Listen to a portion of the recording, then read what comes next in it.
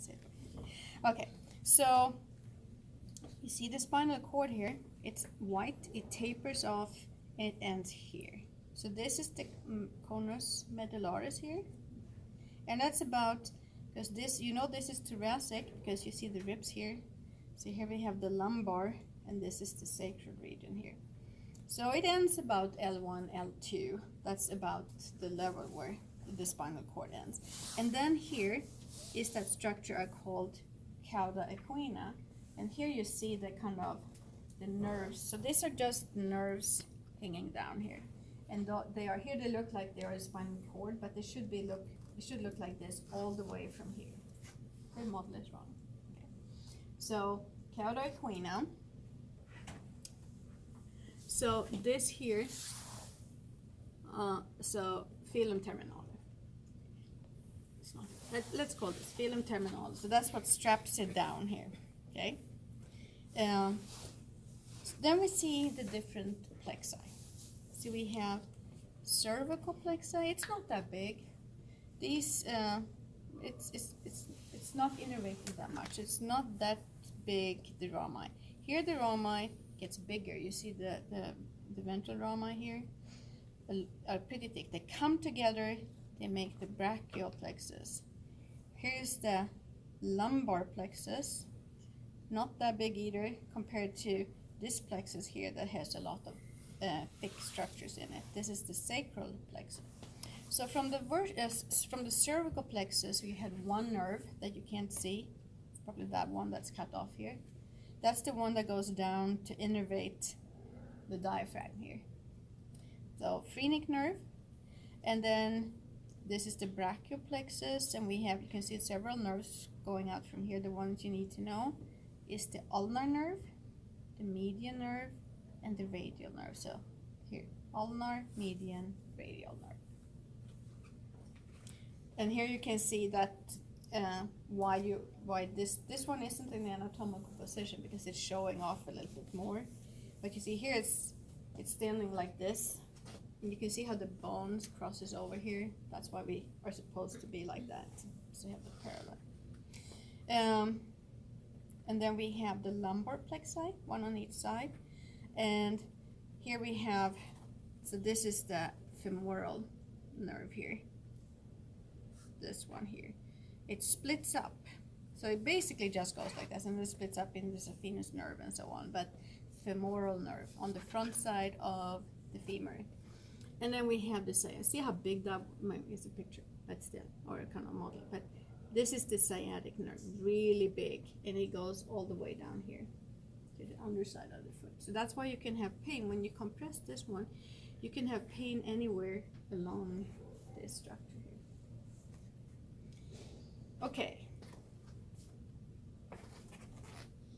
so we have models of, so this one shows the different cervical vertebrae, yellow, don't know this color, but burnt red, and thoracic, and then you have the lumbar, and then you have the sacral.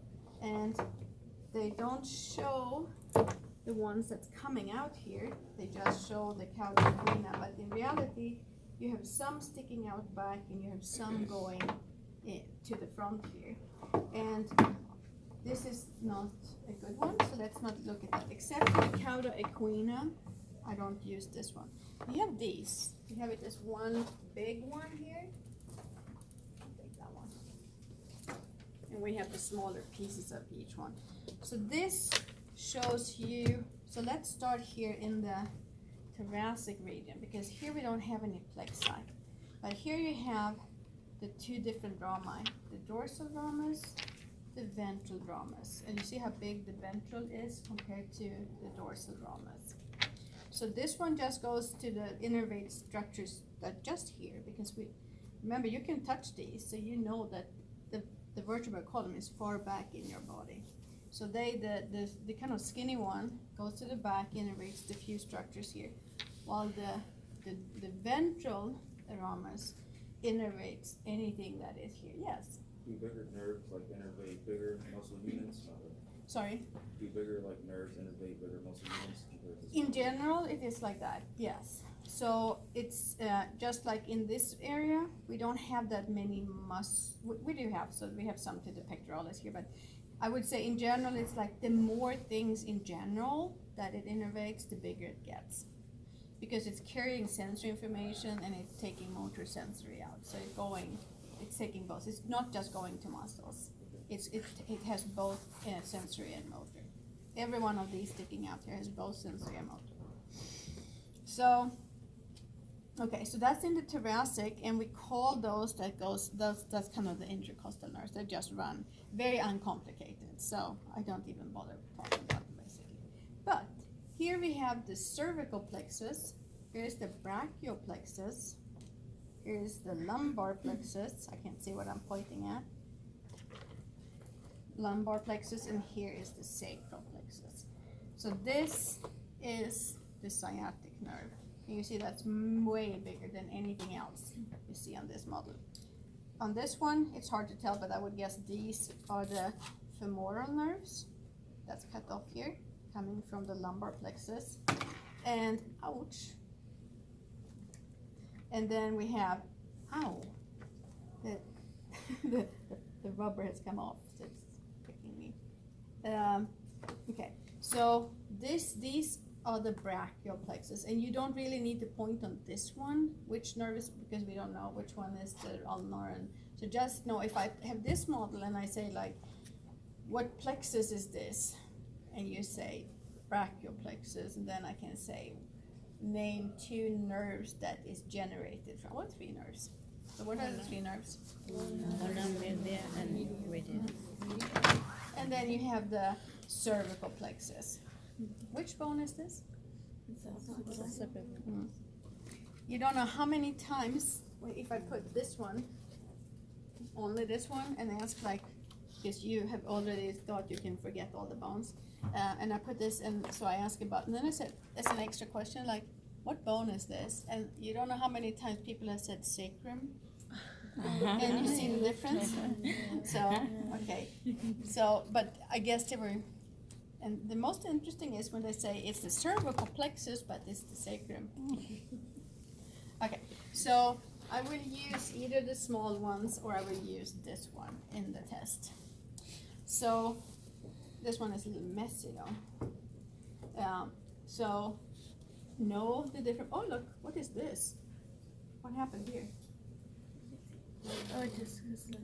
Yeah, a slip disc or herniated. We're not really sure here, but I'm not sure it's supposed to be that way, but it slipped. So, okay. Yeah, it's painful. I'm getting some painkillers. Okay, so do we have anything? I just use one of these. So, but it's the same basically. I like this one better.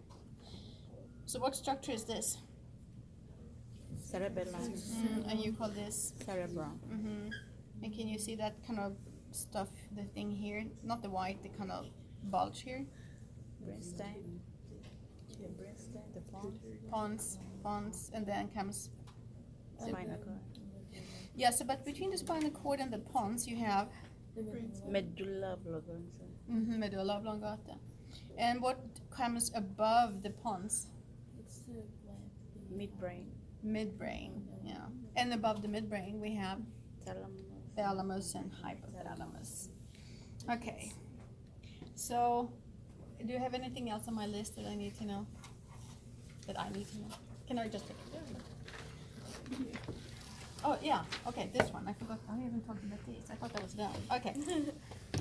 So I thought they went fast.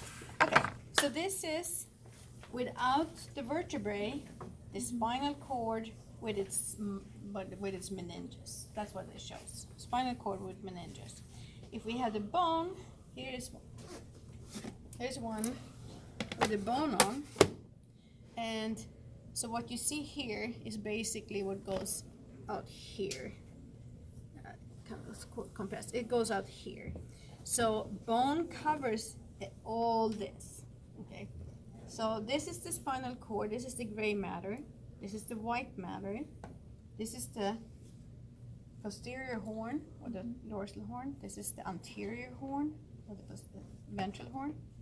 So if this is the posterior horn, what is this?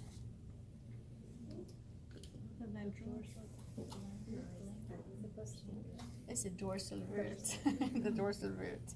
Okay, and you know this is, even if you can't remember, so I said the posterior horn goes all the way out to the edge here. You see this one has much more space here, so that's an anterior horn.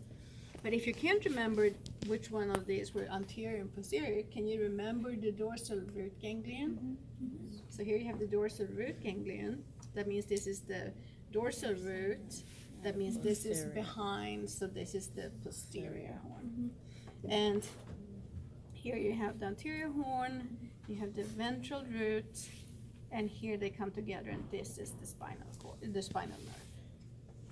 So we see a lot. So here are those denticulate ligaments that holds the spinal cord sideways. It's made from the pia mater. So it's the pia mater that is kind of extends and attaches to the side here, which the gray, so the white here is pia mater, the gray is arachnoid mater, and then you have the pia mater, which is the blue, dura mater, which is the blue. So what is this space called then, between the dura and the arachnoid here? Subarachnoid. So this is where we have cerebrospinal fluid. So you see, it's the same as it was in the brain. So if you already learned that, it's easier. So if you look at the last model here, so this is with the bone added on, and spinal cord with pia mater around it. You can maybe see the denticulate ligaments on the side down here.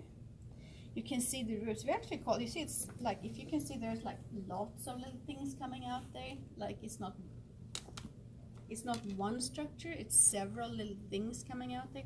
We call them rootlets, but they come together and make the root. You don't have to remember rootlets, but this, so so that's why it's, so don't get confused. This is not several levels, it's just one level, lots of little things coming out, rootlets that come together and make the root, the ventral root.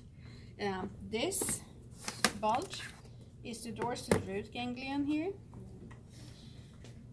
And then we have something we can't see on that one, is the epidural space. So the epidural space is this, it has a lot of big blood vessels running through here too. So fat and blood vessels, and that's the epidural space. So when someone gets an epidural, you basically have to go in between two vertebrae.